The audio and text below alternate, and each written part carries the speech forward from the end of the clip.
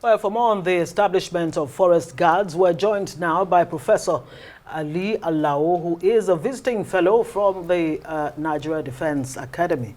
Thank you so much for joining us on Newsnight. I mean, just listening to the,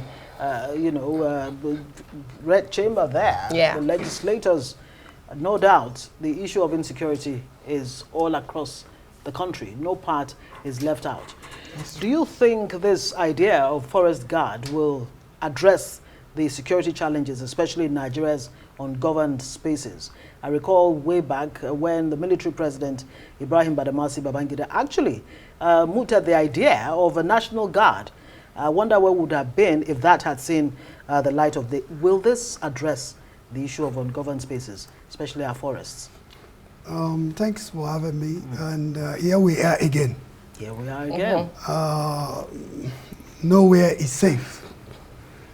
What the question we should be asking, where the military fall short to provide solutions to security. Let's take, for instance, look at the landmass. To start, we had the figure, 130,000 personnel who be trained, they call them forest ranger or forest guard. The question here should be, where the military failed to, or incompetent, should I say, sorry, I need to mind my word, but this is just the fact of the matter. Now it's not going to be forest guard or forest ranger. And remember, we are not dealing with people that are just not ragtag set of people. Right. One thing I would like to say to fellow Nigeria, we should stop coloration of Fulani herdsmen. It's now beyond, we should move away from saying Fulani. Herdsmen. We find herdsmen in every tribe, color, religion.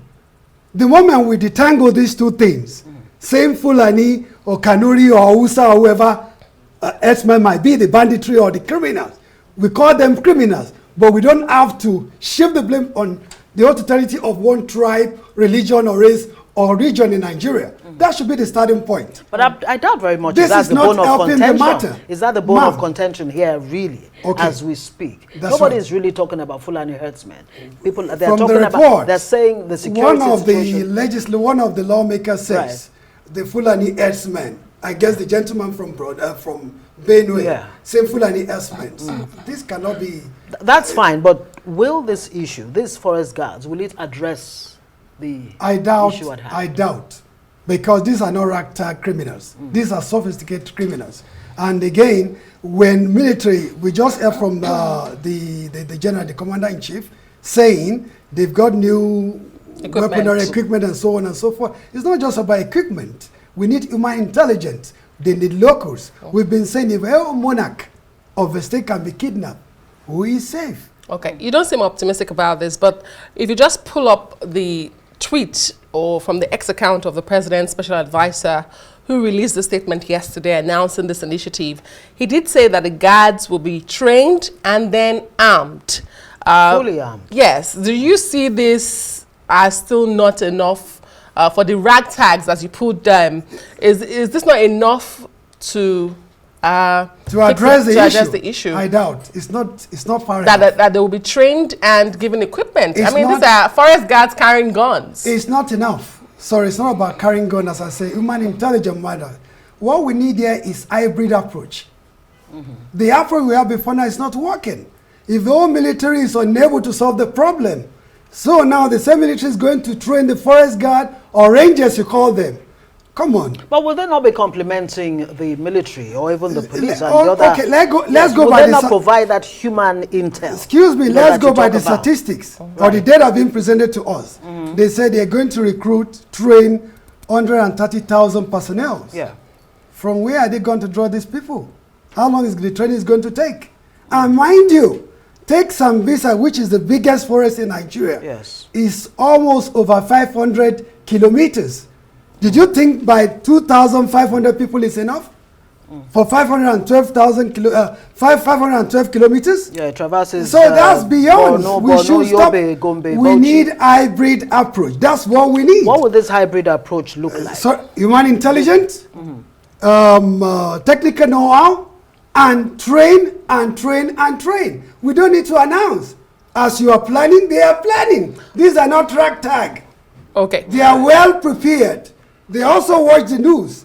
They saw where they're going to organize conferences. How many conferences and seminars are we going to organize before we solve the problem? You did mention the figure, and I had to go back to that statement released by Sunday Diary because they haven't mentioned the number of youths that they're going to employ. The only figure put in that press statement last night was the number of the forests that we have in Nigeria, which is 1,129. So wherever that other figure came from, it's not from this press statement. This is the X account. What about the personnel, ma'am? So that's what I'm asking, that the number of personnel was not included.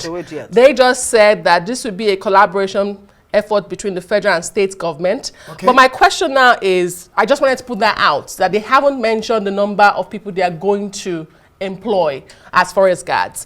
But my question is, when you hear the federal government say, this directive puts the NSA's office and the Ministry of Environment in charge, it also says is a collaboration between the center and the subnationals. Right. Does that give you any confidence that things may be slightly different, even though I know you're not optimistic? What input with the NSA's office, Ministry of Environment, is this significant at all?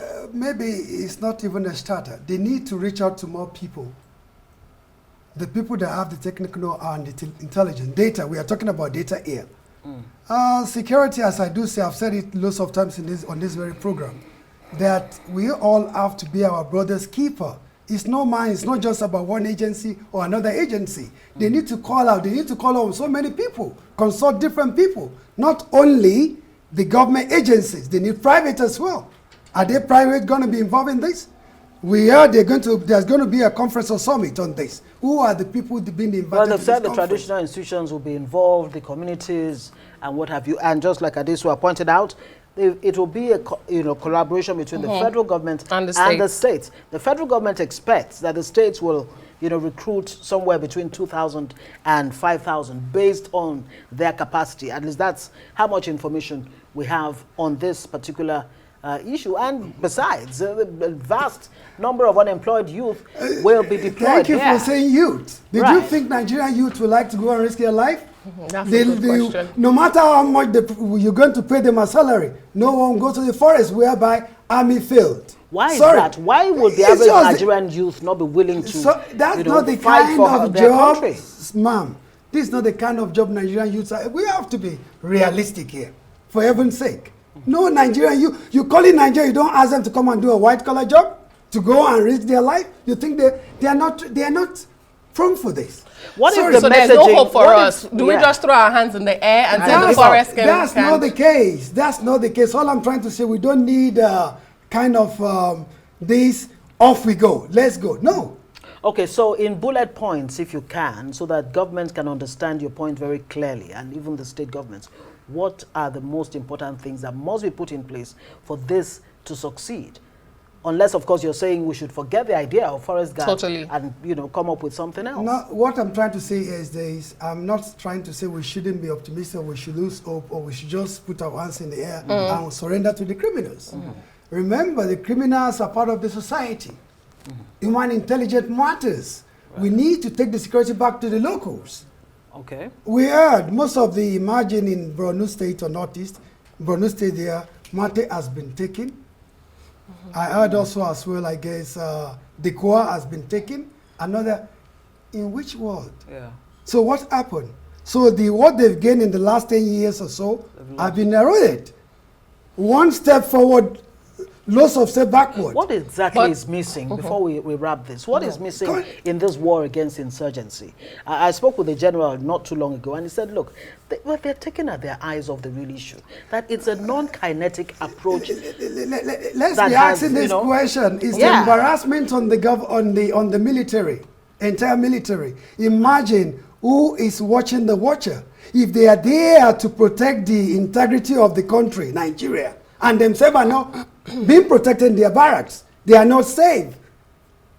Is it not just too long ago we had about two bases, two of their barracks? So, I mean, which world are we living? All right, Professor. And this had happened before. This is not the first time of this occurrence. Okay, Professor Alao, we do know that some states already have forest guards in place. And I was going to ask you, you were enumerating the bullet points of what should be done. I didn't quite hear who are the people? You have identified a serious issue on ground that the Nigerian youths will not get up and go to the forest to train anybody because they're not calling them for white-collar jobs, so why should they go and do that? But where do we get the people? So I'm going to ask you, what kind of screening, what kind of training, what kind of people, and what kind of oversight should be put in place? Thank you so very much. I mean, we have some of those, let me use the word reservists, maybe those retired army personnel and so on, those in the intelligence and so on and so forth, in the police, other paramilitary and so on and so forth. We need to start with those ones. Let's take, for instance, what is happening in Southwest. Some few years back, they introduced those, what do you call it? The local Amotekos. Right. I mean, go and look at their scorecards. They are not doing that bad. All the government needs to do is to reinvest, retrain, and give them more what is required. So for them, back our retired servicemen. We call them back. We have the loads of them. They are just languishing. And we do understand that about 11 states have already operationalized these forest guards or forest rangers, you know, so far. I think for like a year now. A lot of states how do effective, have. Yes. Well, that might be a starter. What I'm trying to say is just only when the problem occurs, we started looking for... so we should be more proactive. More proactive. Okay. That's Professor a point very Ali Alao is a visiting fellow at the Nigerian Defense Academy. Thank you so much for sharing your thoughts on this story.